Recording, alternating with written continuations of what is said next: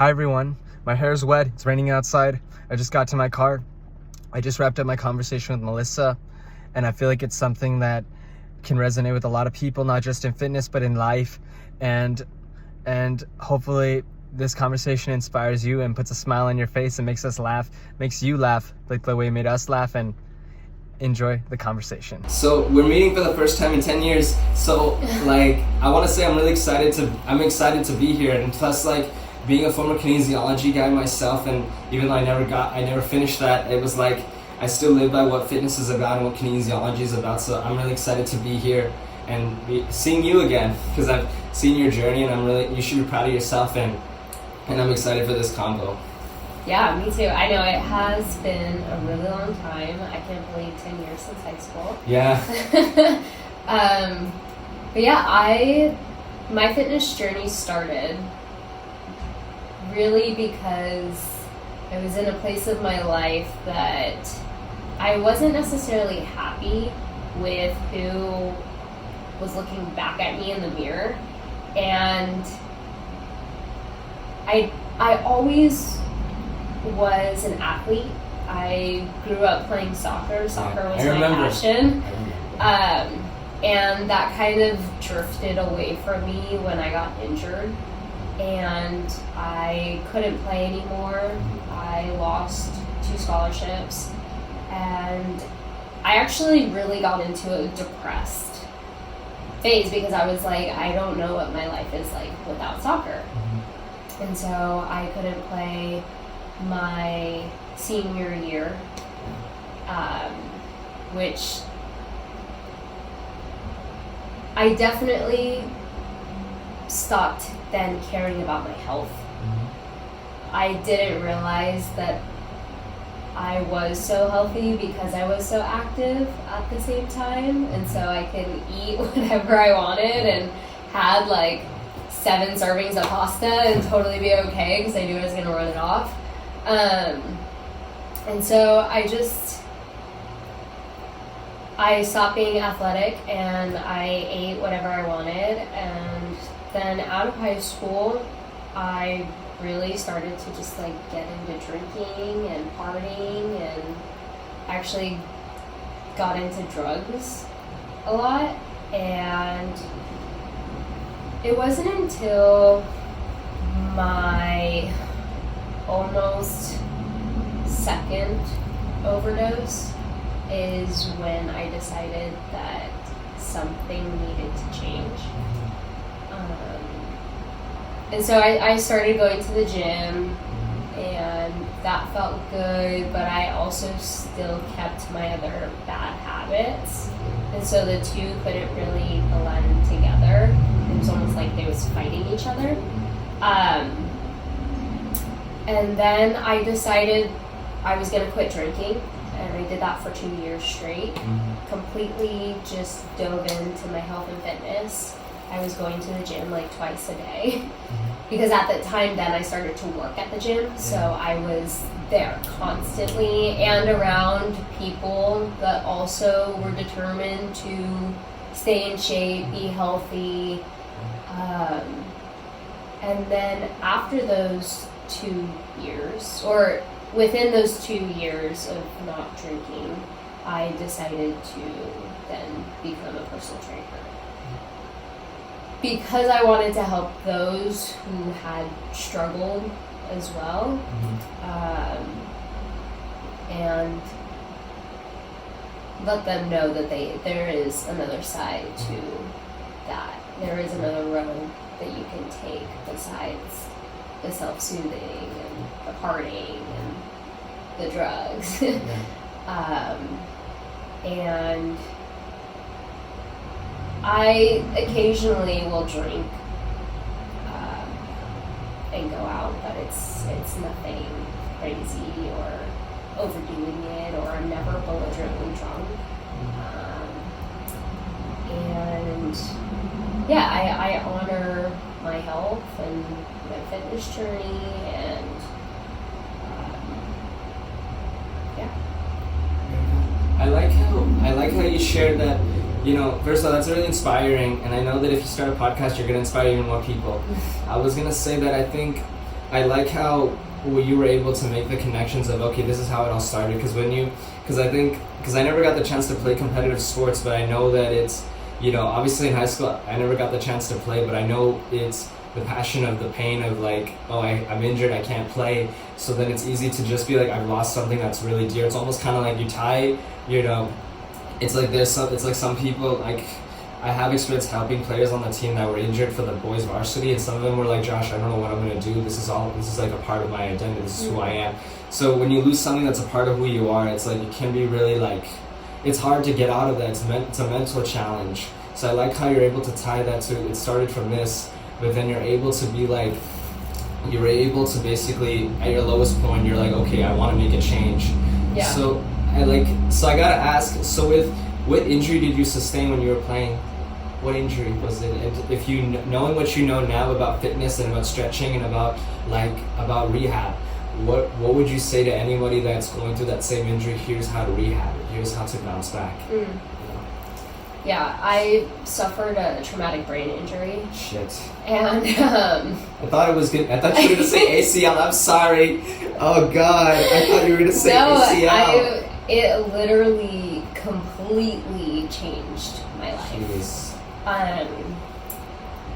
Yeah, when I first got injured, it was about my third concussion. I think I remember you telling me this. I got a concussion, Josh. I can't play. I said take deep breaths. I remember telling you take deep breaths.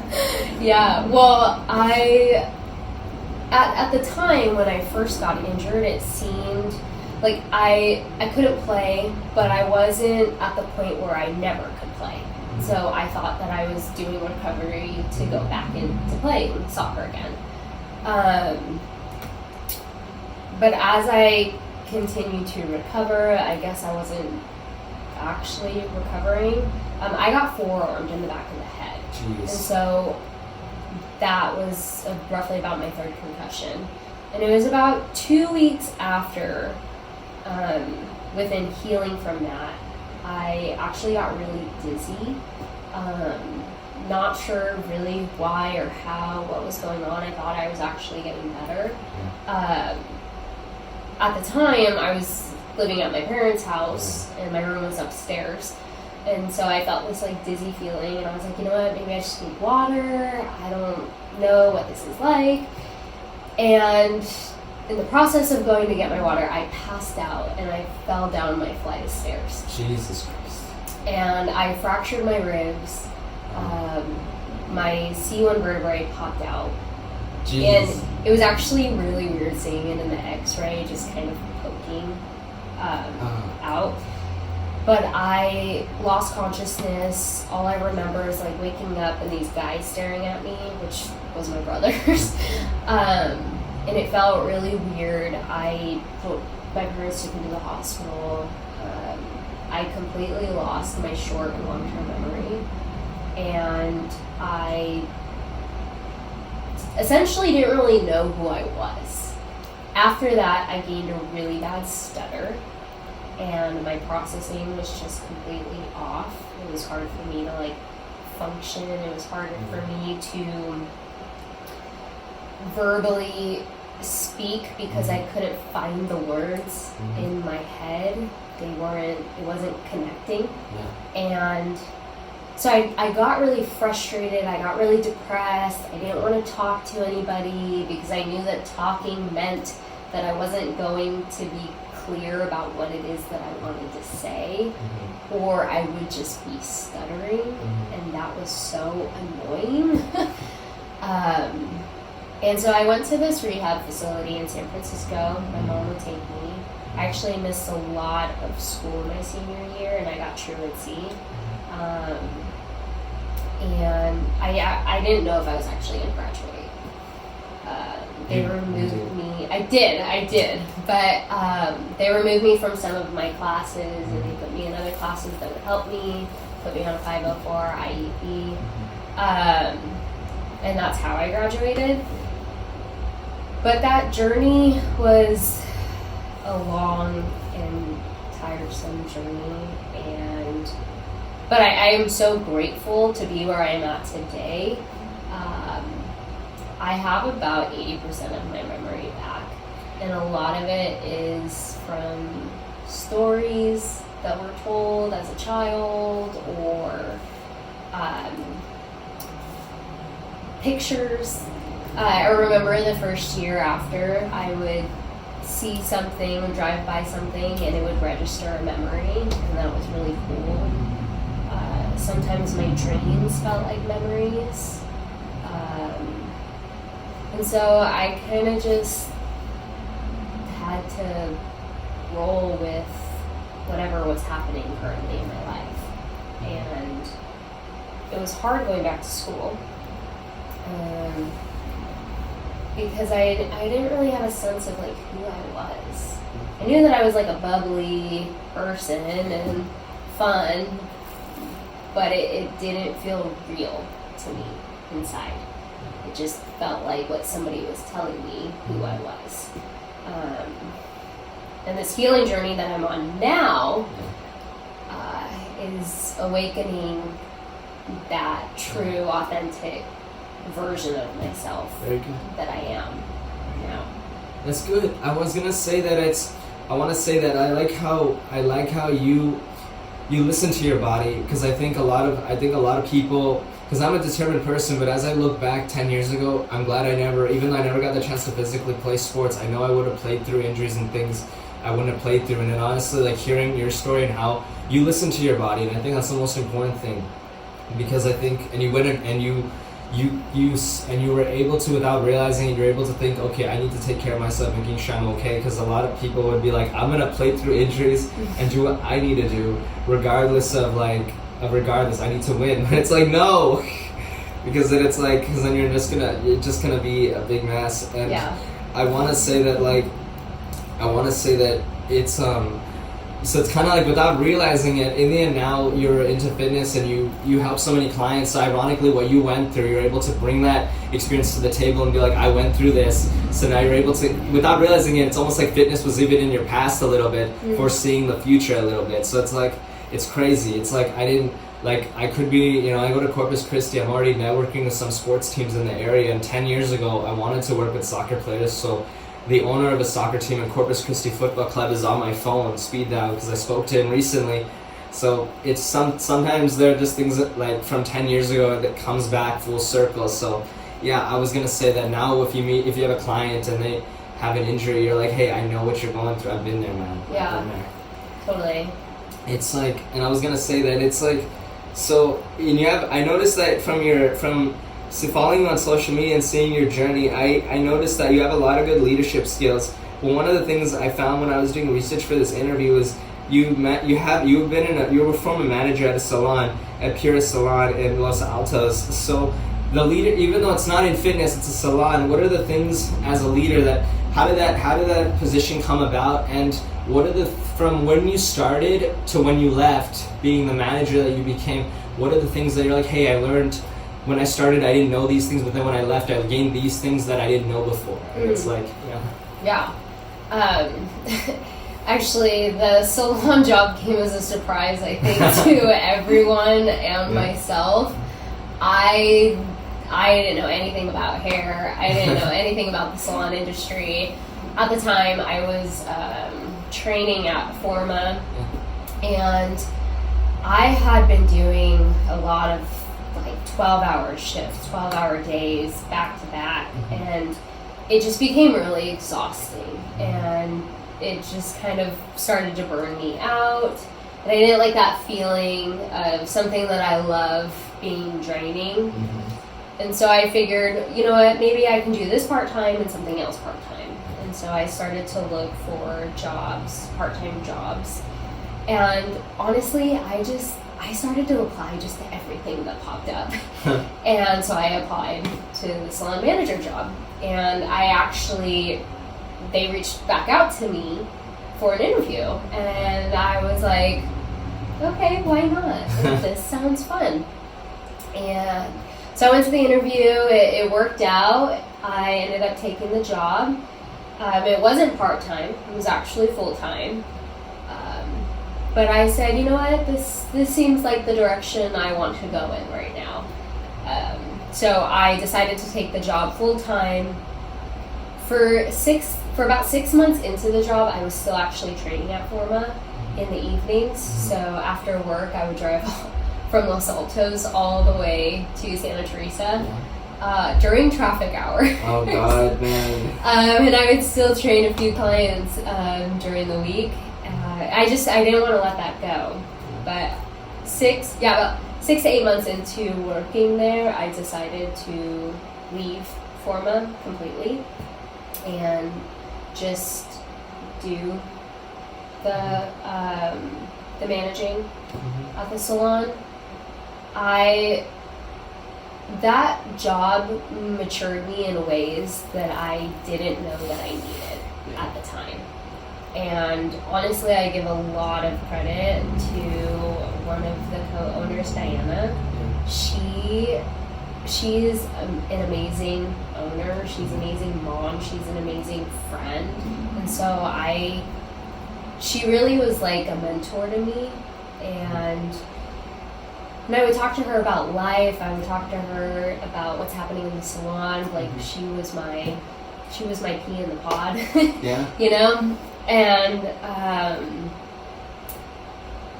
And so I learned not only so much about hair and how to properly shampoo and take care of my hair, but I learned more about leadership, more about what it is to become a strong, independent woman and take care of myself and not seek anything outside of myself, but really truly develop my strong skills as a manager.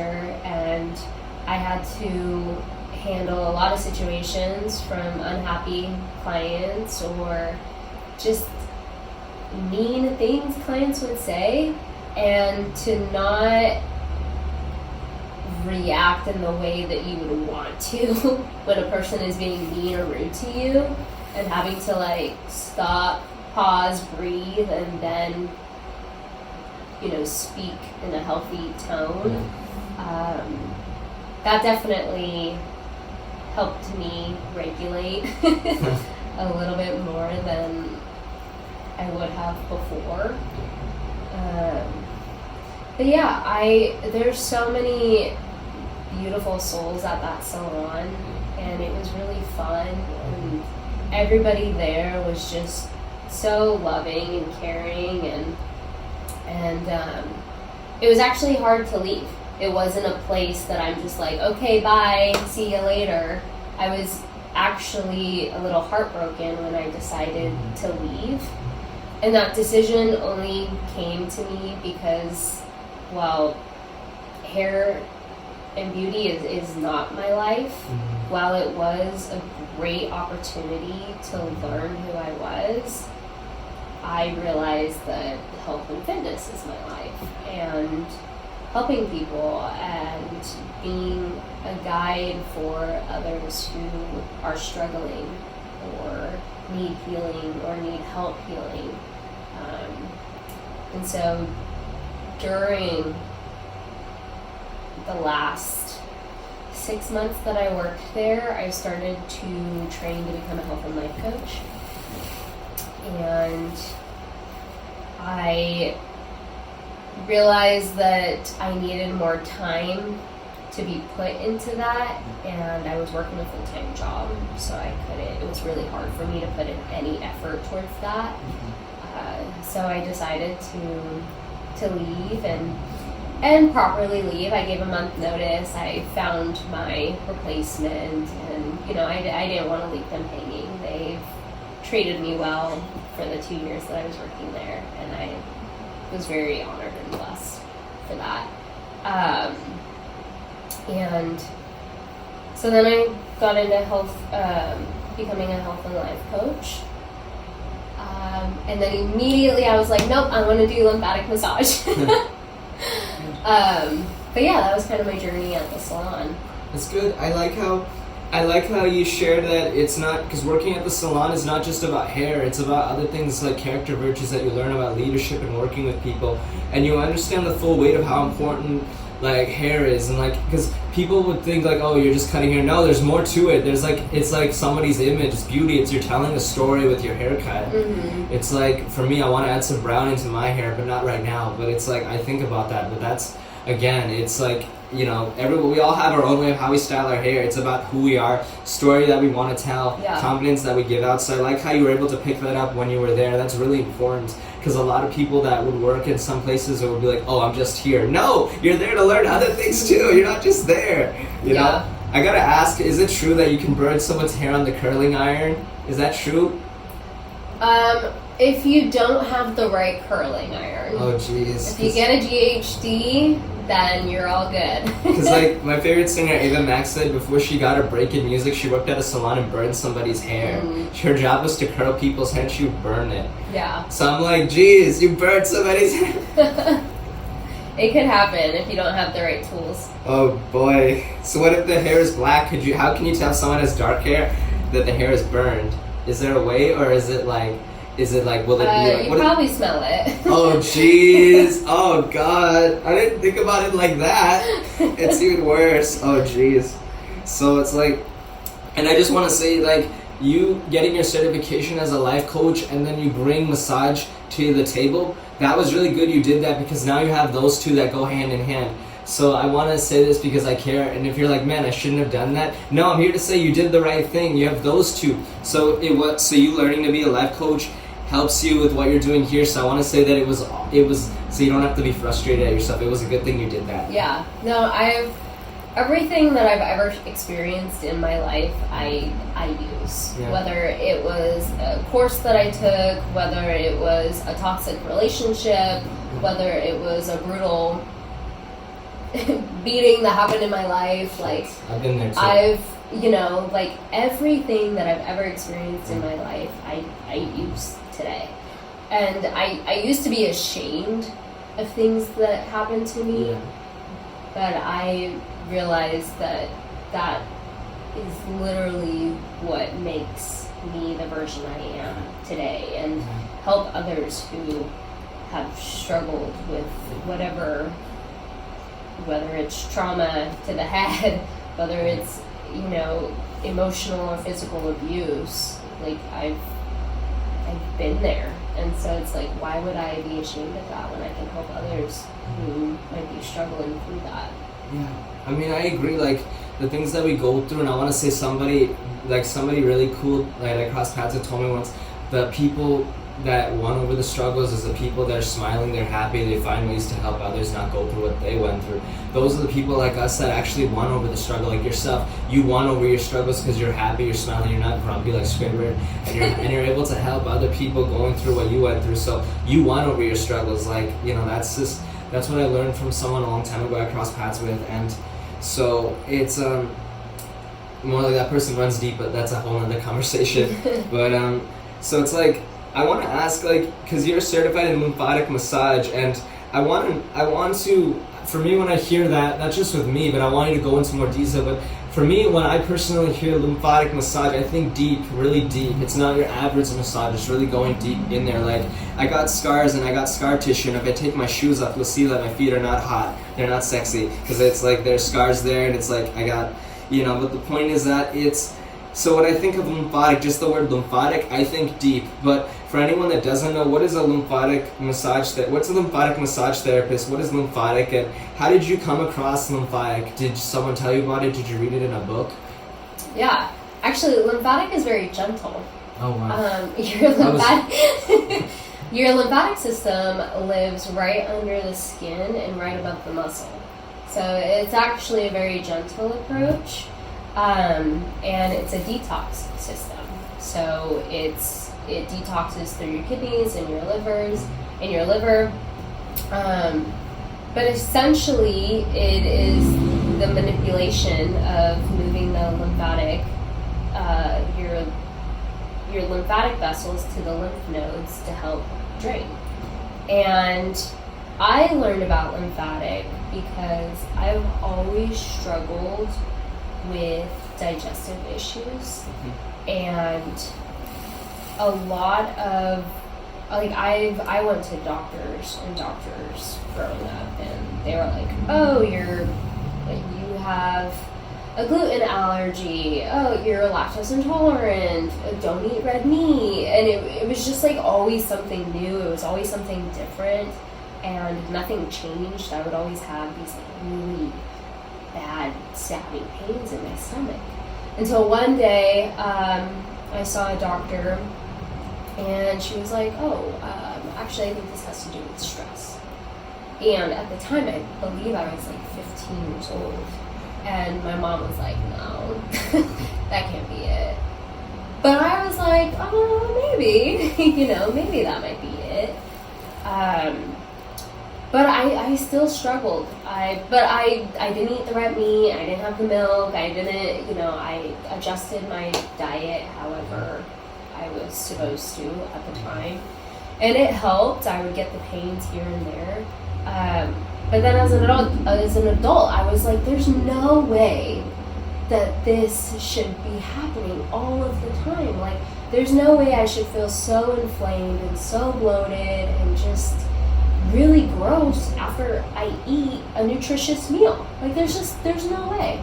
And I started to do research, and I came across the lymphatic system. And so your main lymphatic system lives in your gut, and it acts as a pump when you do deep breathing. It's not like your heart, where heart pumps for you. So deep breathing helps your lymphatic system turn on. And I was like, wow, okay, let me do that. And so I started to watch a bunch of videos about the lymphatic system, how to drain your own lymphatic system, and so I started doing it on myself. Like, every morning I would go, I would do deep breathing in my gut, I would clear all throughout my lymph nodes in my neck, in my face, under my armpits. I would do the whole thing. And I kid you not, I started to see a huge difference in my gut. I even felt leaner, and I felt healthier. I felt like I had a sense of like energy, and there's like this brightness to my skin. And so I told Frankie, I was like, hey, can I start doing lymphatic on you? And he's like, yeah, of course, like massage, are you kidding me? And so I started to help him, who also has some gut issues, and he also has some lack of mobility in his hip. He's got like a hip dysfunction. And so I started to work on those things and started to see that he was feeling better. He was healing from these things. And so I was like, okay, I like this. Like, I have a passion for this. I want to keep learning about it. I want to keep reading about it. I want to study. And so that's exactly what I did. And, later down the road, I got my certificate. But it definitely, I always tell people, think of your lymphatic system like a highway. And where your lymph nodes are is like the exits.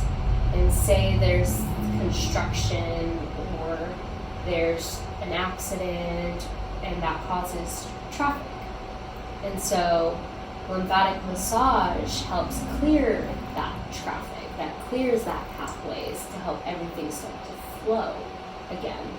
And it's like when you get sick, your lymph nodes get really swollen here. And the more and more that you drain and massage helps clear the pathways. And so you can see when somebody is swollen or inflamed and start to clear that pathway, and there's a general direction that you go depending on where you are massaging.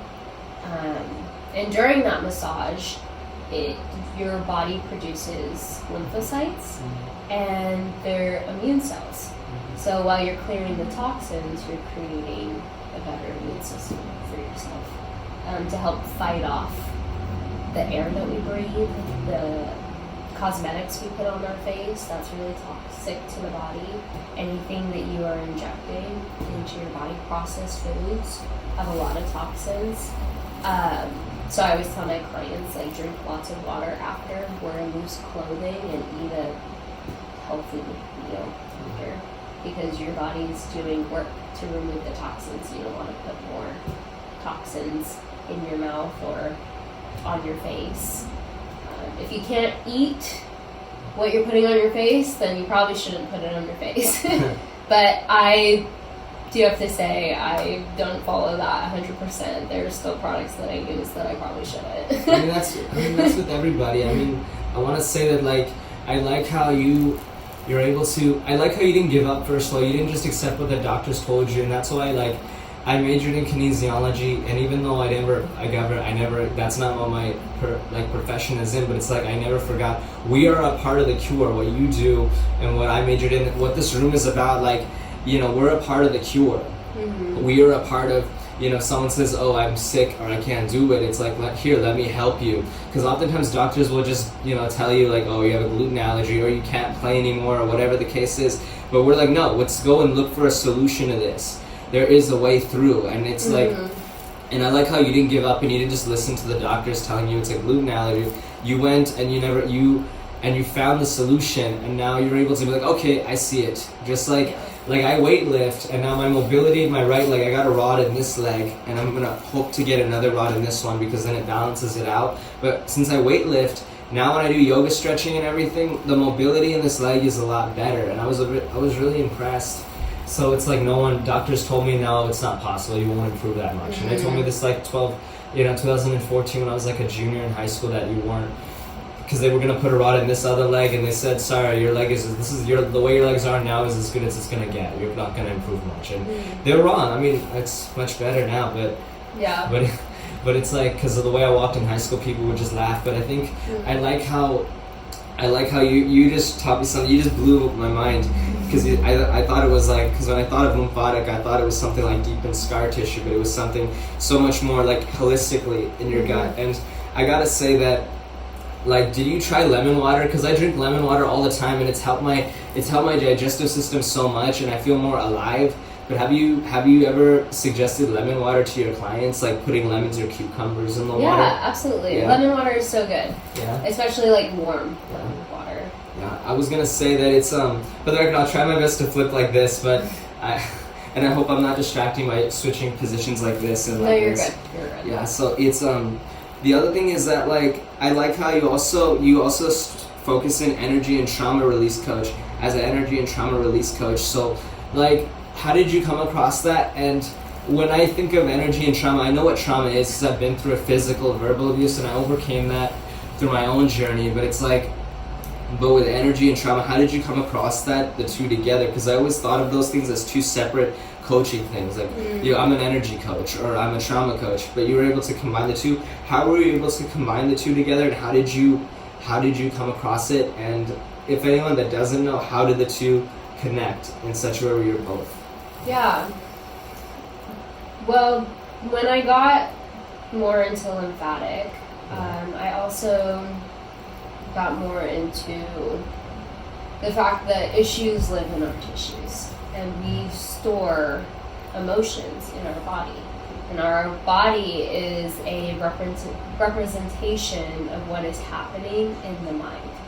And so I might be doing a massage and feel a lot of pain or suffering in someone's body. And I know that that may not have to do with an injury, but that might need to be an emotional release that they're keeping or storing in our body. And it's when we have emotional trauma that is in our body, that can result in lack of mobility. That can look like chronic pain. That can look like a lot of things that doctors want to say, hey, take this medication and you'll be fine. But what it's really, it's bypassing what is truly happening inside of ourselves. That might, you might have shoulder surgery, and then you might have wounds that you carry that now go into that shoulder because it's a little bit weaker.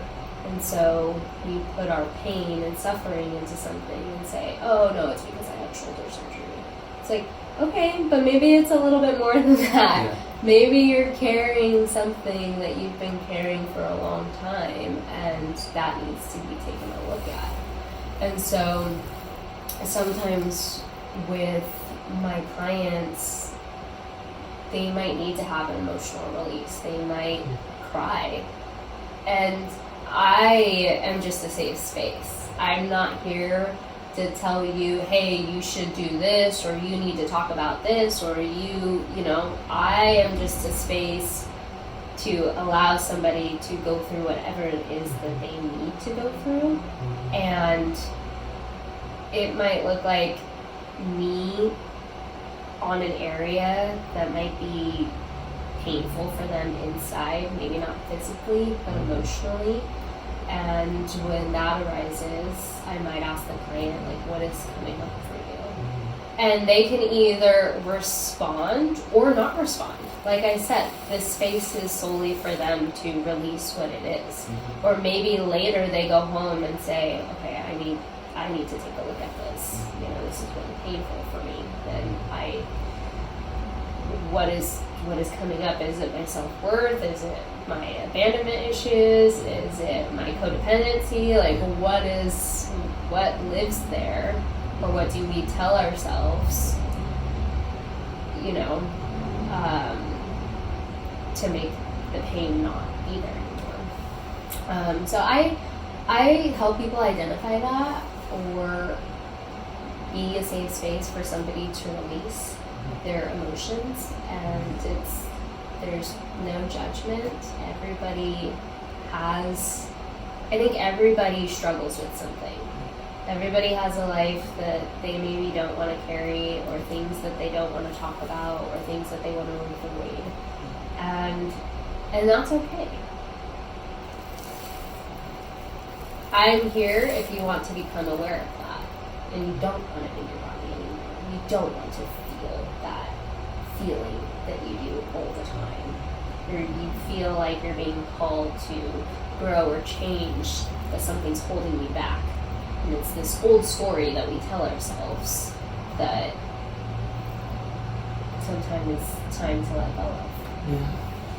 I want to say psychology will always be a part of my personal development, and it's what I'm also a certified life coach, and I studied psychology as well. But I really like how you just blew my mind also, because I didn't think about someone that had shoulder surgery. I would be like, oh, it's because of the scar tissue. It's going to tighten up because after surgery. But then the fact that you're like, no, it's not just going to be tight because of the surgery. It's going to be so much more. Maybe they're carrying on to something. So that's something that I didn't think about. You're right. And I think, and also I like how with everything you're sharing, it kind of reminds me of not just my journey with healing from my trauma, and also I do full body yoga and everything. So I found that also a form of tapping meditation. Mm-hmm. So I found that I also agree with you, it allowed when you're not, because now that I do yoga and everything and I stretch my body, I feel like I now feel a lot more emotion and things I didn't feel before. Now I I can't remember what movie it was, but there was a movie I saw recently, I almost cried. I'm like, why do I, this is, even when I got to LA and I started doing tapping meditation in LA and I discovered it, I was like, why am I crying at this movie? Why do I want to cry at this? I didn't cry, but I came close to crying. But it's because now my body is able to feel all that it's supposed to feel. Even things that I would be like, oh, that doesn't upset me. Now I'm like, oh, I'm now feeling, it's okay. It's okay. Feel everything your body's supposed to feel. And it makes me even think about some people I've crossed paths with, old friends that are not my friends anymore because they pushed me out the door because of their traumas and stuff. But it's they're like, no, I don't have a problem. I don't have a problem. I guess you do. Yeah. But it's but you think I have, but before I ask another question, I want to ask somebody that's oh, I don't have a problem, because I did have an old friend of mine. She had a lot of potential to go and help a lot of people, wanted to go to law school, came from a really traumatic home and stuff like that, and drug addicted father and everything, and she would sleep around, and I would tell her, look, you got trauma, you need to go get help. And she's like, Josh, I don't got a problem, you're my best friend. And then when that trigger went off, who pushed it? She pushed me out the door. So, but she still till this day refuses. Other friends have told her, look, what you did to Josh is wrong. He didn't do it. You have a problem. He's been good to you. And she's like, no, I don't got it. And she still denies it. So to anyone, even your clients and anyone that you've crossed paths with, that you're like, hey, look, you need to release your trauma. You got problems. And they're like, no, I'm not. I'm in denial. I'm not gonna. How would you? What is something that anyone listening to this, and even myself as a life coach, what is something you can do to kind of like have that break the ice moment with them, where you're like, look, here's how to get through to you. You really do got a problem. How do you make them like understand and stop being stuck in their way? Yeah. I think people who, it's hard to help somebody who doesn't want the help. Yeah. And I think we take a lot of responsibility that we don't need to. Yeah. And that's unfortunate sometimes, because sometimes we want to show somebody the mirror. We want to show them how they're affecting their lives. We want to say, hey, look at all of this stuff that you've been through. Like, it's okay if you're not okay. Like, I'm trying to be a friend and help you. And it's hard when somebody doesn't want to be aware of that. And we say, well, what can I do? And I think that only represents ourselves. And that shows us that maybe we want to help because we wanted somebody to help us in our time of need, but that doesn't necessarily mean that that same person needs that. And so that might mean loving someone from a distance. That might mean saying, hey, I will always be here when you feel like you're ready or wanting to explore your traumas or your pains. But this isn't a healthy relationship for me. And we want so badly to be the fixer, the healer, the person they run to. But when it comes down to it, it's like you can't help somebody who does not want to be aware of themselves. And so it's not our responsibility to say, hey, I'm going to point this finger at you, you need help. Because what is that representing in ourselves? Have we fully healed everything inside of ourselves? Have we fully been aware of our reactions, our habits, our shit that comes up, And it's hard. It's hard to take a look at somebody you love, knowing that they have a lot of pain and suffering and they don't want help. Like, what do? And you have to ask yourself, do you want this friendship where I'm going to be treated like this? Or am I going to say, hey, I will always have an open door. There's nothing against you. And maybe in time they'll realize, oh my God, yeah, I am the way that I am because of this, and this, I shouldn't have treated my friend like that. And then that's their decision to say, like, hey, I'm really sorry.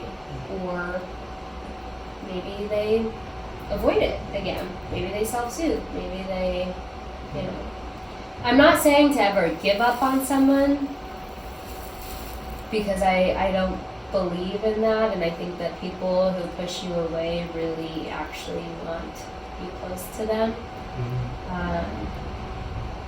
But saying, hey, I will always be here for you.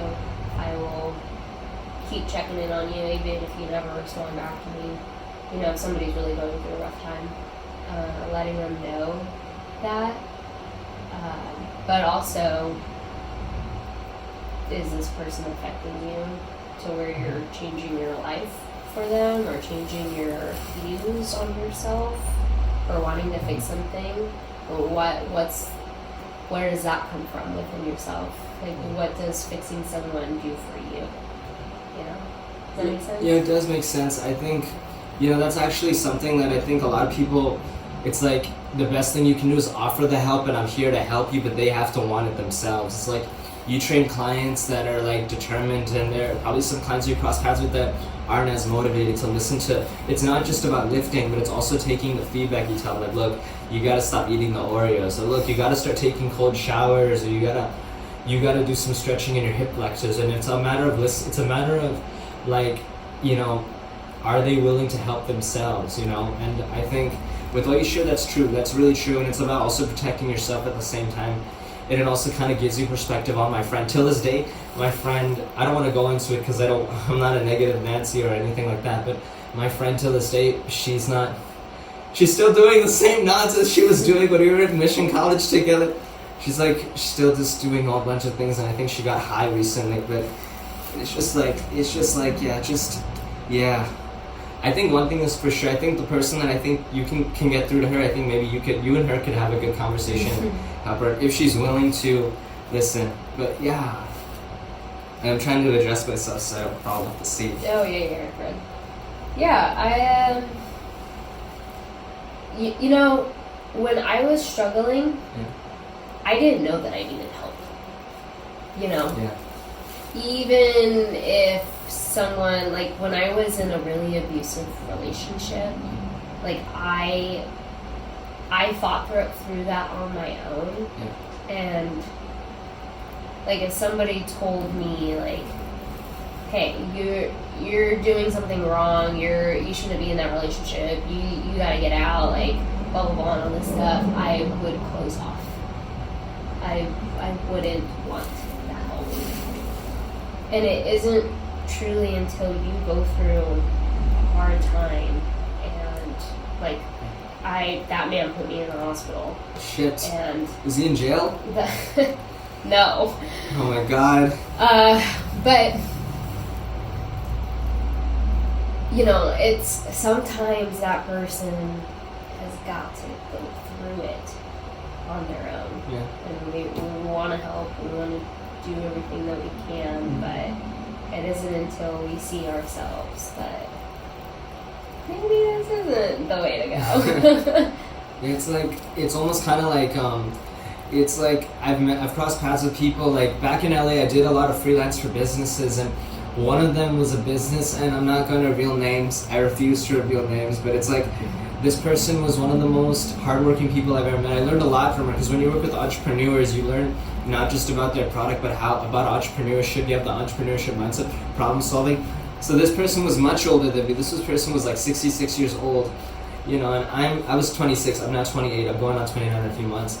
But it's like, you know, it's like, so I have more of at the time I had more of like a 2024, I had more of a 2023 like technology, digital approach. She doesn't, she's older than me.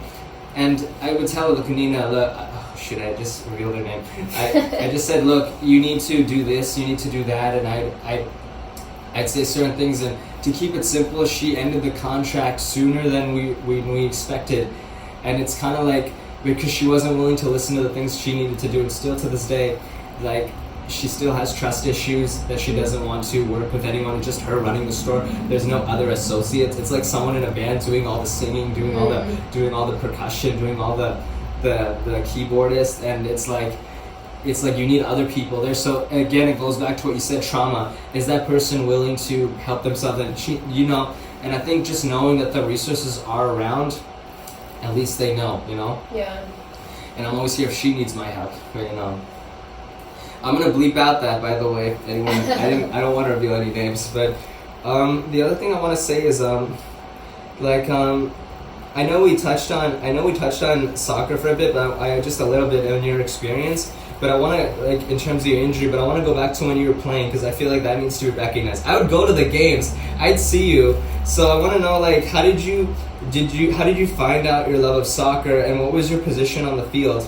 And it's kind of like, did you have any players you looked up to specifically, or a team, and just kind of like your experience, and how did you get a scholarship? How did the scholarships happen? Because I feel like now that you work as a coach and you help so many clients, I feel like the things that you gain, and I want to say this because I'm a caring person and I care, like everything you went through as a soccer player, from the scholarships and everything you went through, like you learn about persistence, hard work, never giving up, going after a goal with all your heart and giving everything you got inside. Because a lot of people think that when a goal doesn't happen for you, it's like, oh, this was all for nothing, I lost. But it's like, no, you gain so many character virtues that you can take with you for the rest of your life. Like a lot of people don't know that. So I'm just saying this from my heart because I care, and I don't want you to feel sad. And I'm just saying this from my heart so you know this, so you walk away and be like, I don't feel sad anymore about that. Like I just want to say that. And the other thing is I want to touch on that. Like how did you find your love of soccer? What was your position? Did you have a team or a player you looked up to?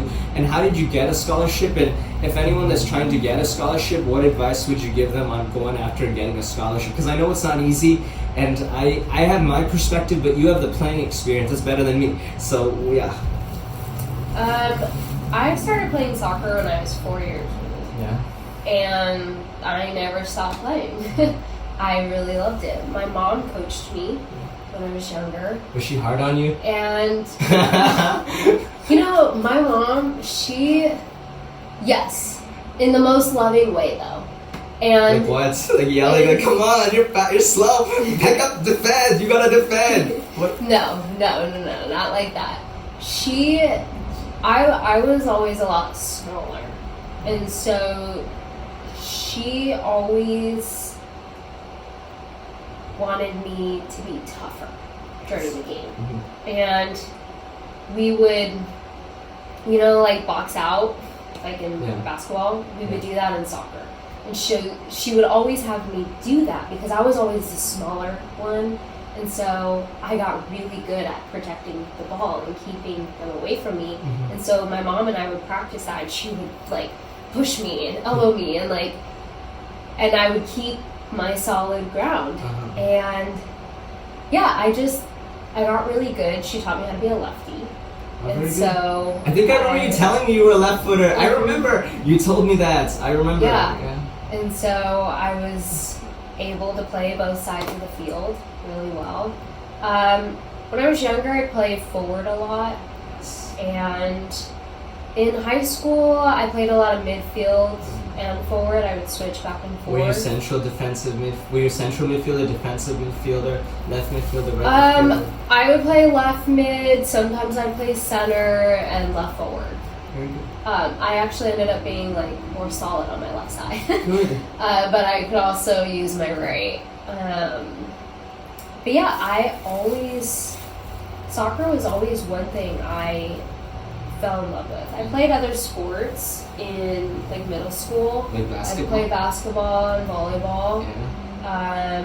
I played volleyball in high school a little bit, and then softball, and then soccer as well. I did track, I think, 1 year. Wow. But then I only did it that track will kill you. Yeah. I don't care what anyone says. I'm not a long distance runner. Track is not like running on a soccer field, people. It's they'll make you run. Oh God. I tried running one lap in high school around the track, I died. Yeah. I even still to this day, I tried to run long distance and I can't. I can do sprints. Yeah. Sprints. Like Usain Bolt. I can do, but long distance, I have tried so hard and could never get into it. I'm I've got little legs. I've got to run way more. But yeah, so in high school, one of my teammates, actually a coach from College in Iowa, came out to watch her play. And I had a really good game that day. And so then I think he talked to Kira, but then my coach came up to me and was like, hey, we had a college scout come out, he wants to talk to you. Mm-hmm. And so I did, and I was like, whoa, that's awesome. And then Menlo College. I went to a few of their practices and took a look at the school and everything. I actually liked Menlo. I was going to go with Menlo. And then that year, Yeah, it was my junior year. That's when I got injured. Yeah. Yeah. And it sucked because I never had a senior night, and I was on varsity since my freshman year. But the coach, because I missed so much school and I would only like go to the games, I got kicked off of the soccer team. It's stupid. Like, oh my god. Okay, look, I don't want to interrupt, but I just want to say that's really stupid because when you think about like everything you've contributed, because in soccer, let me adjust myself. I apologize for sitting on this chair and sucking. Like, sorry, you don't have to sit on that. No, I always adjust to the people I interact with as much as I can. And let me just say something, and I'm just gonna say this to everyone listening and everyone watching, like, because I've followed soccer for such a long time. You know, a player that contributed so much to the team, and then coaches that are like, oh, you're not in the team or you're out of here. It's like it's actually the principal. Mr. Shelby? Mr. Shelby kicked me off. My coach, Brad, told me. Wait, but Shelby doesn't play soccer. He doesn't know, like, everything. I had missed so much school. No, but for me, here's what I want to say is, like, it's like, I don't like mentioning names, but, like, hell. Okay, look, so in soccer, there was an American soccer player who played for, a soccer team in England, and his name was Stewart. So Stewart got injured a lot, but he contributed a lot to the team. He always helped them, but when he was hit by injury, Bolton Wanderers told him, like, look, we're not gonna renew your contract, but you can still train with us. You're still a part of the team. We want you here. So that's respect. There's always a level of respect, and Mr. Shelby, it's like what he did is, I have respect for him, but it just, because I've had conversations with the guy so many times on campus. Great guy to talk to, but he doesn't know soccer. You need to know the sport, just like if someone told me to know something about baseball, not so much, but he doesn't watch all the games. He hasn't seen your contributes on the field and also off the field. If you were to ask me in high school, I would have spoken nothing but positive things about you, right? So for him to do that, it's like if I knew what I knew now, I would go back in time and tell myself at 17, I had my own problems with anxiety and I had the bad posture and I was walking crazy, but I would have told myself, look, you need to go tell Mr. Shelby to not throw Melissa off. He doesn't know soccer. He's like being like a soccer owner that tells the coach you need to get rid of that player, but it's like you don't even watch the games. You don't know the sport. You're just the guy in charge.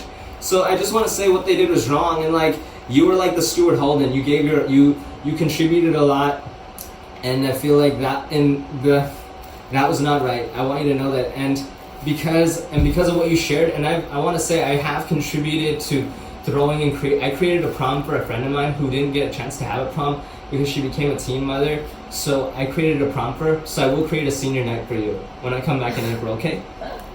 Okay. I will come back. And I'm just letting everybody know, always show respect. If a player is contributing and they're not playing, you show them respect. Don't let them get kicked off. Otherwise, go on strike. Go on strike, don't play.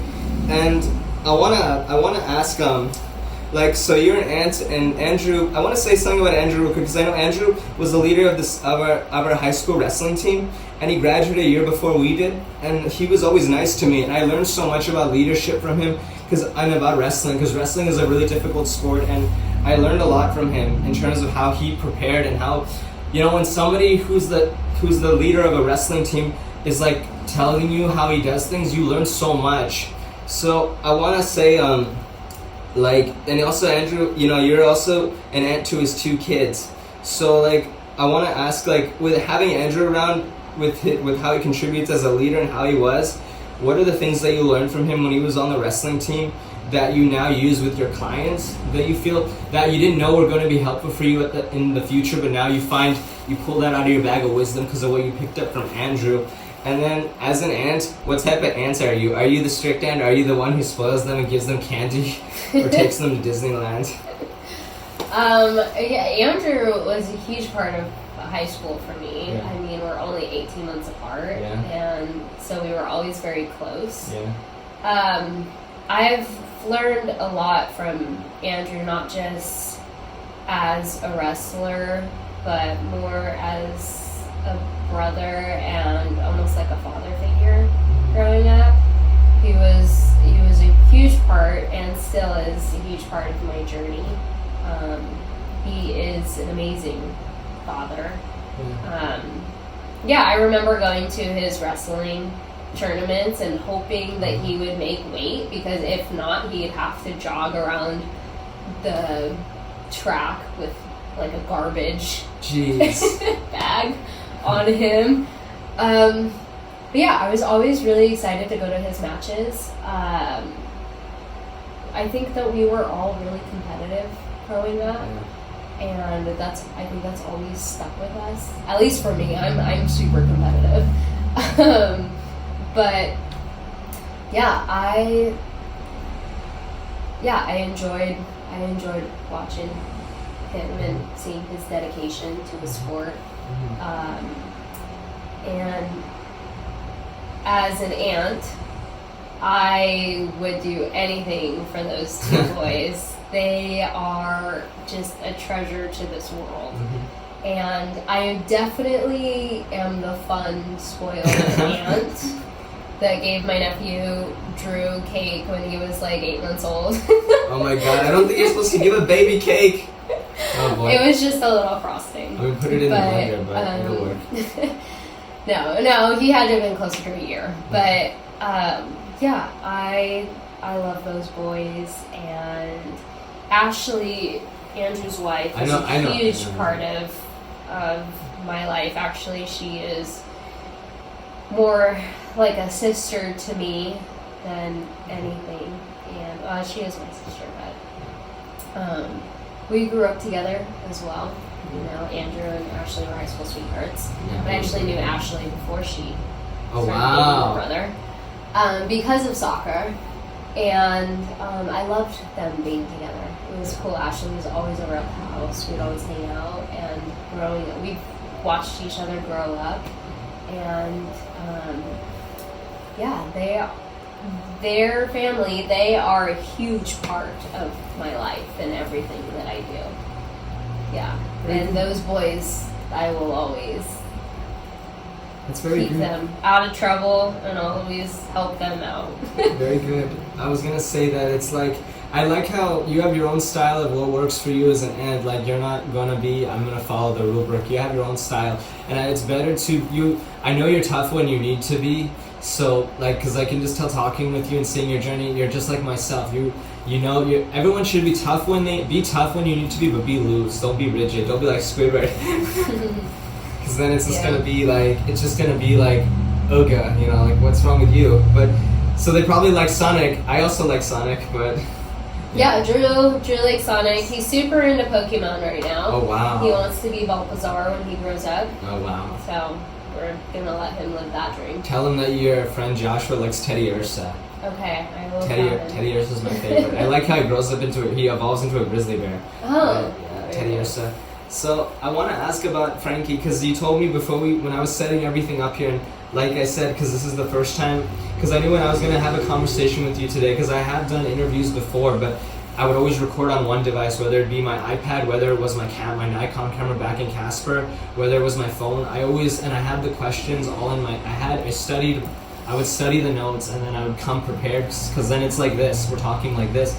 So then, but I knew when we were going to be speaking here today, I knew I knew exactly what I was going to do. I just knew. So I said it when I was setting up all the mics and everything, and I had everything laid out, I mentioned that you told me that Frankie works on posture and tightness, and I also have muscle tightness, and I'm sure you know that. So I want to ask about Frankie. How did you cross paths with him, and how did you guys meet each other? And with your experiences and his experiences, because I believe with fitness and with entrepreneurship and just like with music and even with anything you do in a craft, everyone's experiences are brought to the table, and it's like a collaboration of everything. So how did you guys meet each other, and how did you guys know they're going to be good business partners? And what are the things that you learned from him that bettered you, and what are the things that you think you've taught him that have bettered him, and whether it's his work and also outside of that? Yeah. Oh man, I met Frankie. Actually, I knew of Frankie during COVID when I was working at Forma. He would go to the gym, and I remember asking it about him, but I wasn't friends with somebody good that gave him a high quality answer. But I saw Frankie for body work He did cupping and scraping I've done on this. me. And after that, we hung out for a little bit. Nothing really ever came to it. We did a couple of workouts together, but that was kind of it. And we stayed connected through like social media. But then like a year later, we connected again. I actually reached out to him on Instagram and asked him if he wanted to work out. And so we met up at American Barbell on Hamilton, and we got a workout in, and then he's like, let's go to dinner. And so I was like, okay. So we went to Lord Hicks in downtown Convo, and then we went and got ice cream after. And then it wasn't long after that before we started dating. Yay! And yeah, I mean, you know my whole journey through that. And so when we moved in here, this was just a regular garage, and he was still working at Paragon Body. He was renting a room there, and he decided that he wanted to make this space his workspace. At the time, we actually split for a little while, and during the construction of this, I wasn't really around much. We would see each other here and there, but we were both kind of on this healing journey, and in that healing journey, we were triggering each other a lot, and so the space just like wasn't healthy. So I decided to take my space, and he stayed here and made this. And then shortly after this was done, we connected again, and we kind of worked things out. And so I moved back here, and his work started to change. Before he was just doing like the cupping and scraping, and then he got into more like posture alignment and more deeper healing, meditation, and we both kind of started to dive deeper into our passions and what we're really good at. And so something I learned from Frankie was to actually take more time to myself and figure out what it is that I truly love and want to offer the world. And I see him doing that a lot. He's always connecting with himself. He's always figuring out how he can better himself, how he can better his work and his life and everything that surrounds him. And so that motivated me to really find out what truly I want to do, what inspires me, and that's with like body healing and massage. And in that, we both created a safe space for people to do like a medicine journey. And what that is providing psychedelics and a safe space for somebody to go inward, kind of like what we were talking about earlier, how like issues live in your tissues, and to allow themselves space to become aware of what's truly going on inside of themselves. And we help facilitate that for people to do that, and that's something that we've created together through our own healing and our own personal growth. And I think something that I've provided for him is that he doesn't have to, I think, be so hard and he can go deeper into that emotional side. And I've even allowed myself to go into more emotional. Sometimes I'm like, why am I crying? What is wrong with me? Like, why am I so emotional right now? But in that space of healing and growing, and you really do bring out a more emotional side within yourself. And I think that I've created a safe space for him to do that as well. And You know, we still struggle with our triggers and our traumas, and that life seems like, what the heck is happening sometimes, or where are we going? I feel like I'm in a rut, or I feel like I'm falling off the face of the planet, you know?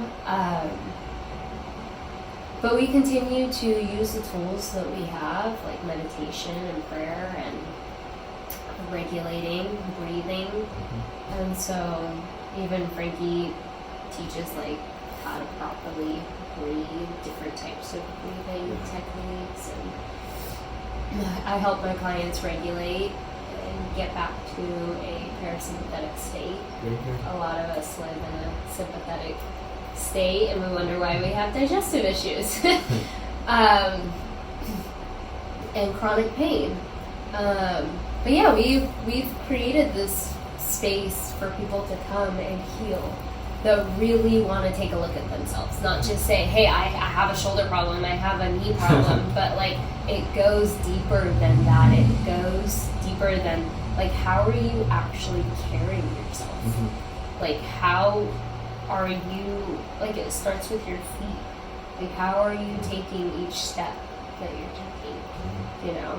And the people that really want to look at the big picture, not just this small thing that they're going through, like, we are really there to help somebody grow and change and look at themselves, truly. I think a lot of us wear masks, and we put masks on that we've had to during survival modes. And when you get to a place that you don't have to be in survival anymore, that's really scary, because that's all you've ever known. Why would you take a healthier path, you know? And it's hard, but we're actively going through it. We can understand what that's like for somebody, and we have the space for somebody to come and experience that. Very good. I mean, I want to know, like, because you talk, first of all, like, that's really good, and I feel, I always do this, people. This is why, even as a kid, I never could sit crisscross on the floor with all the other kids. But the thing that I want to say is, like, you shared something that a lot of people don't think about, because I've been in a relationship for 4 years, and recently, like, it's been crazy. She left me. We broke up a long time ago, but we're still talking, but then she just cut me off recently. But she has, it's like, without going into big run, you're going to go through ups and downs, and you share that you and Frankie go through ups and downs, but you always come back and you compromise and you work through it. That's what it's about. It's a team thing.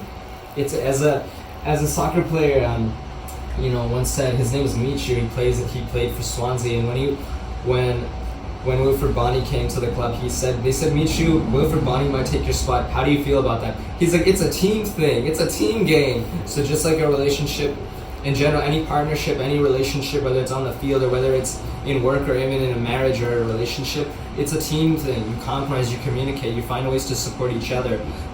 It's going to be there are going to be ups and downs, and you shared that. And I think you'd be good as a dating advice coach on YouTube or something. I think so.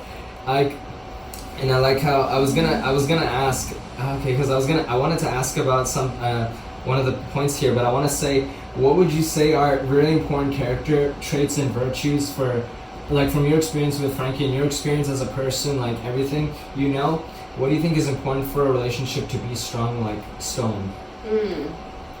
Yeah. I think respect is huge. Respect is love, truly. And when you respect your partner, you respect their boundaries, you respect their triggers, you respect who they are as a person. And when you don't respect that, you almost want to change the person in front of you. And that just shows your own wounds and your own traumas and your own shit that needs to get cleared. But I think that respect comes a long way. It's true unconditional love. And And it is about honoring the person that you're with, because like I will be the only version of me to ever exist. You will be the only version of you to ever exist. Frankie is the only version. Like that is amazing. That is beautiful. And that doesn't always mean that it looks good. Sometimes it's damaging. Sometimes this person has been through a lot. Sometimes this person needs more effort in other areas. That doesn't make them broken or damaged. But when you can love somebody through the flaws and the chaos and the damage, like that's when you truly look at somebody that you can respect. And I think if you respect each other, you'll in every aspect, you know, even the boundaries and the fears and the triggers and things that you might say, oh, I thought we were past that, you know. It's like, oh, well, we're healing or we're growing, so I respect that that's still coming up for you, you know. And I don't have it all figured out. Half of the time I don't even know what I'm saying. But through my experience, I've been in a lot of toxic and unhealthy relationships. I've been in relationships where they seemed healthy, but I wasn't showing my full self. And now I can truly say that I'm in a relationship that everything is on the table. And that feels scary. Very good. And that feels like every fear wants to pop up. But I know that I have somebody that respects and values who I am. And so I can be the chaos. I can be the happy. I can be the anything that I want to be and feel completely safe. And I think when you've reached a point where that is your life, honor that. Very good. I like how you shared that. It's like, it's accepting that we shared something also that was really that I think a lot of people don't think about. It's even when you feel you accept that person all the way, but there's something you shared, which is even if they're still working through some stuff where it comes up, instead of telling them, I thought we moved past that, I thought you got over that, you accept them as, oh, I understand you're still going through this, you're still on the journey of nailing that, wrestling that alligator. So it's like, yeah, I totally agree. And I want to ask something that has me scratching my head a little more, like something that I'm not gonna lie, kind of has me up against the wall, as in I don't want to talk about it, not with you, but like when I see you also have experience working with spiritual awakening and psychedelics. When I hear that, for me, I'm like thinking to myself, like I know what that is because I know about bioenergetics, I know about body meditation, because when I was in high school I had anxiety really bad from my trauma. I spoke fast like a machine gun. But one of the many things I did was I thought if I dove into a lot of meditation that would help too. Among other things I dove into, like theater, I went to a lot of school events. Psychology was that, communication was another one, but I thought body meditation. So when I see the word psychedelics and spiritual awakening, I know what that is, but it was one of those things where I'm like, I don't want to. I kind of was like, after that, there was a period where I'm like, I don't want to go into that ever again. But it's like, but now I'm at a point where obviously in my journey, I'm a life coach. I do full body stretching, so I'm curious to know, how did you discover that, and what is that like if you were to go into? Because for me, I know when I think about spiritual awakening, or when you hear that, I'm like, oh, I already have a religion. I don't want it. It's not. But obviously, it's not about religion. So anyone that hears those words or like feels kind of like resistance, what is that? Like, what would you say to anyone that feels kind of resistant? Here, don't feel any resistance. It's okay. Yeah. Well, for me, and I can only speak on my experiences. When I come across psychedelics, it's like mushrooms or DMT, and I've had very deep experiences with that, and you know, sometimes when I tell my parents, like, oh, I just did a mushroom journey, they just think like, oh, you just got high and like saw pretty colors, and you know. But for somebody looking into that, there's so much more. And I have to say, it's all about intention. When you are doing a psychedelic journey, it is about the intention behind it. Like, what are you looking to look at within yourself? Like, what is calling you to have this journey? And for me, I had a lot of trauma. I've been through a lot of shit. I've felt like I don't know what's happening in my life. Like, I don't know what I'm doing. You know, I don't know really who I am. Like, I feel like I'm seeking everything outside of me to make me happy, but I don't know what true happiness inside myself feels like. I don't know what true peace inside feels like, because my head is so chaotic. Yeah. And so the first couple of DMT or mushroom journeys that I had were really eye-opening. They brought a lot of things inside of myself. For instance, like, I had a mushroom journey with Frankie, and we went to the summer park, and it was beautiful. I felt so alive. I was like, what the heck? I'm a badass. Like, I need to let myself shine. I need to, you know, like so many things were coming up for me. And then this dark cloud came over me. Like, there was an entity that had attached itself to me that I felt in my gut. And Frankie couldn't even come near me. Every time he came near me, I was like, no, like, don't talk to me. Like, I felt myself, like, getting smaller and smaller and smaller. And I was like, what is this? Like, what am I, like, experiencing right now?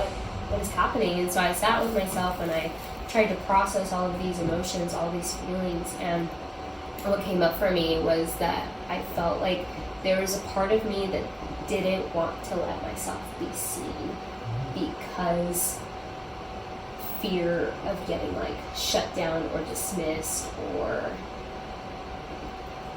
felt like I couldn't process what it is I was saying, or I couldn't speak because I had all these thoughts in my head, like, what if I start to stutter? What if I can't say what it is that I want to? What if I'm too lazy to do this? Like, what if, you know? And so I started processing that, and a lot of things came up for me. And so eventually I felt okay and got up, because I was sitting, and I got up and I sat with Frankie on the grass, and then we're like, let's go walk around. And so we had blankets and stuff, and we're like, let's go drop them off in the car. And when we got to the car, I sat in the passenger seat, and I was like, I need to go right now. Like, I don't feel good, I'm gonna throw up. Like, I needed to, like, purge. And I am sitting there, and I can feel this thing that's so attached to me. I can feel it inside of me, and I was like, it needs to come out. And I just, like, I was sitting outside of the car like this, and I, like, started, like, driving, like, I was, like, spitting up, and I was just, like, letting it out. And all of a sudden, this, like, huge roar or scream or whatever that was inside of me just, like, came out. And I was, like, yelling and, like, roaring to the floor and just, like, spitting up. And later on, Frankie was like, yeah, I heard you in the parking lot. And he was like, I was just laughing because I know exactly what it is you're going through. But whatever that was, whatever was inside of me, I just let it out. And I felt so much better after. Like, the clouds all went away. Like, I didn't feel this, like, tight pressure in my chest. I felt just relieved. And so we enjoyed, you know, the rest of the day there. But I always tell people, like, just because you're taking mushrooms or just because you're looking to go on a spiritual journey doesn't always mean it's going to be sunshine and rainbows. Like, whatever was inside of me was truly calling me to take a look at it. And sometimes that looks sad, sometimes that looks painful, sometimes it's the most agony that you've ever been in, but it needs to be seen. It needs to be called forward. Yeah. You need to take a look at it. And after, I felt amazing. I was like, oh my God, I feel so much lighter. Like, and then I could later on go back and say, okay, like, let me journal about this, you know, this is what had come up for me. Now I need to integrate it in my life. Because it's one thing to have a journey and say, oh, I'm aware of this now, but then not do anything about it. And it's still going to follow you. And then it's like, okay, I know what I need to do. I know what I need to integrate in my life. I know what is coming up for me. I know this wound has come up for me. And in my last DMT experience, which was about like 2 weeks ago, 2.5 weeks ago,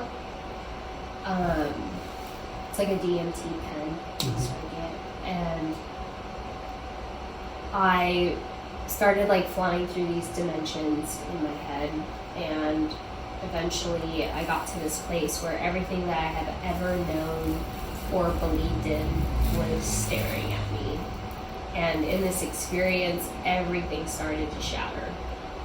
Everything I've ever known or believed in, it's just started to shatter. And during that, I remember like holding myself and swaying, and I was crying, and just watching it all like break like glass and shatter at my feet. And so I meditated on that, and what came up for me was like, it's now time to create your own story. Like, get out of survival, get out of the mask, get out of the old habits. It's not you anymore. It's now your time to create your own story and what fits in your story. And for the first time in my life, I feel like I have control over where my story goes, not these bad habits, not these reactions, not these limiting beliefs, not the old wounds or the survival of how to get by. But now fully for the first time, it's like, okay, I'm stepping one foot at a time now. That's me. I'm doing that. I say what fits. I say where I share my love. I say where I'm going.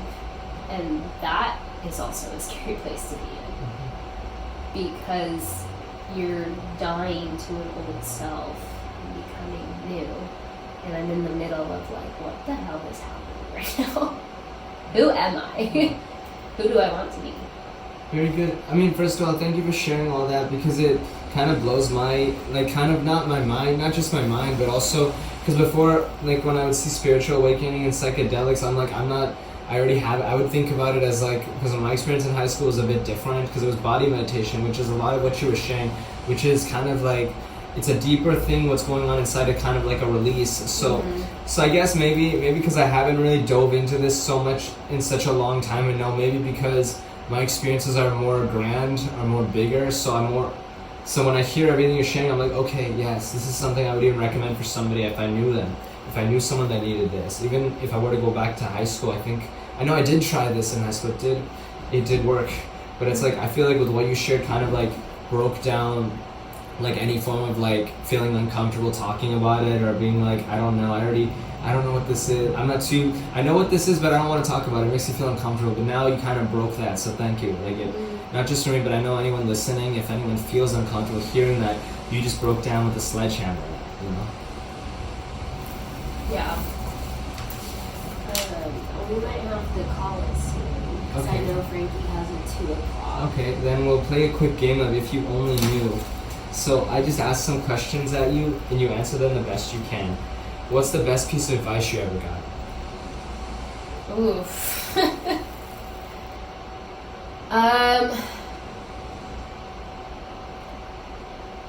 To always keep your childlike self alive.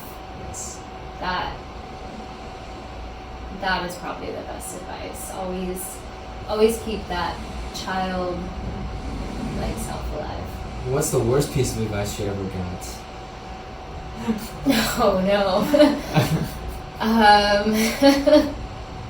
The worst piece of advice I've ever got.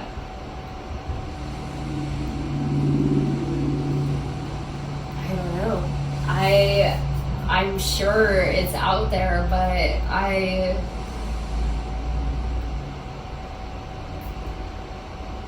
It's okay. I guess I don't really take advice much often. It's okay. It's I kind okay. of just roll with myself. It's alright.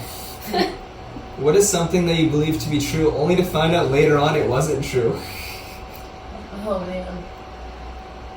That I'm gonna be really bad at playing this game. That's okay. Do the best you can. If you say you don't know.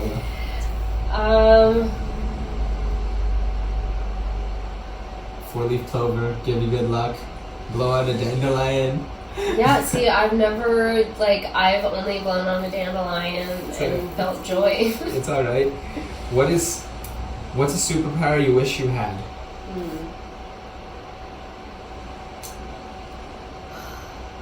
I wish I could just teleport anywhere. Wow. If I wanted to go to the Bahamas right now, I'd be like, go for a few hours and then come back. As a fitness professional and entrepreneur, yeah, for the record, I want to say teleporting is really great, but I wish I had the power to fly. But yeah, teleporting is awesome. You don't even have to blink. Yeah, I want to go there right now. I was gonna say, as a fitness professional entrepreneur, who is someone in the fitness and entrepreneurship industry you'd like to collaborate sometime with?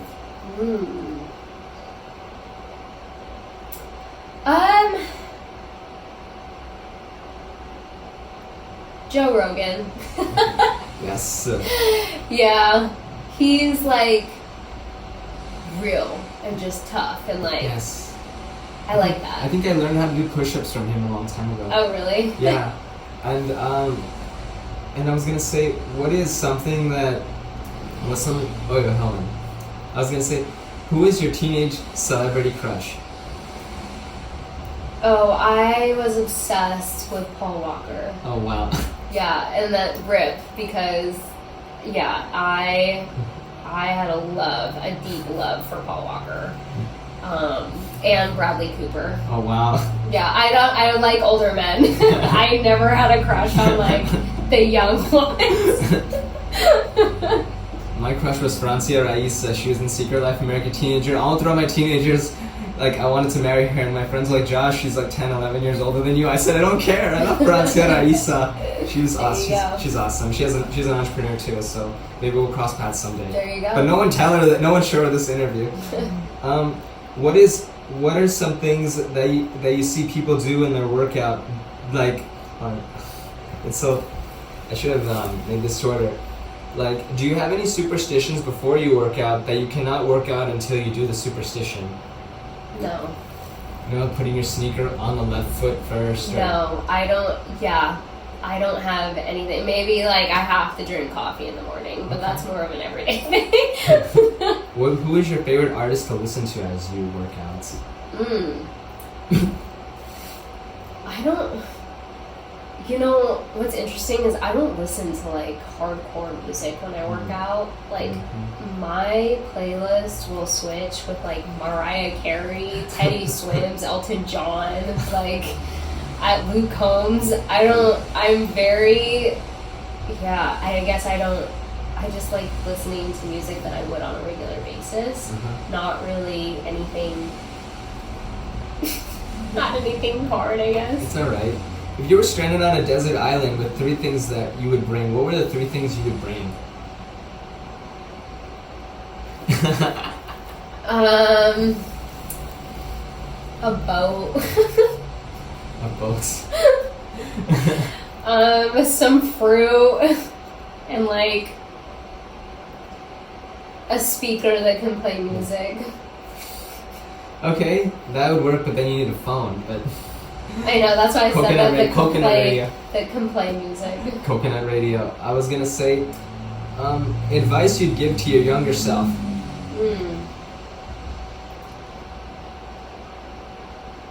It's okay to be yourself. Very good. What is some things that tick you off? That tick me off? Yeah. Oh.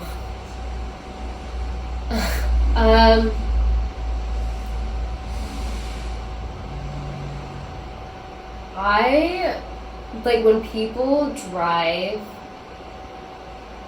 horribly. Yeah. That on my way. that frustrates me so much. That happens to me on my way over here. Actually, somebody almost like I was just down there, and like he was close to me. I was like, dude. Or like people stand too close to me in a line. Oh jeez, yeah, claustrophobic. Like, dude, personal Yeah, space. What are like you? I'm like, why? Like, why are you so close to me right now? Do you have a secret talent? Whether it's like, secret talent, like you do a good impression of such and such, or you can juggle, or something. My name's Stitch. No, I don't have. I like to dance. I'm really good at dancing. Very good. But no, I guess I'm not that impressive. No, you are. Like, I think we all have secret talents that we don't want to reveal. It's called secret talent. Someone, who would you take to lunch with, dead or alive? Somebody dead or alive, who would you take to lunch with? Who would it be?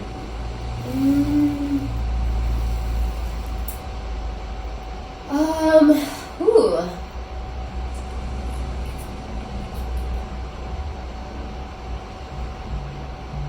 I would probably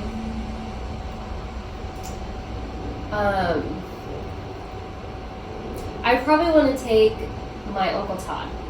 He passed away when I was young, and I would love to hear everything that he has to say about his life and how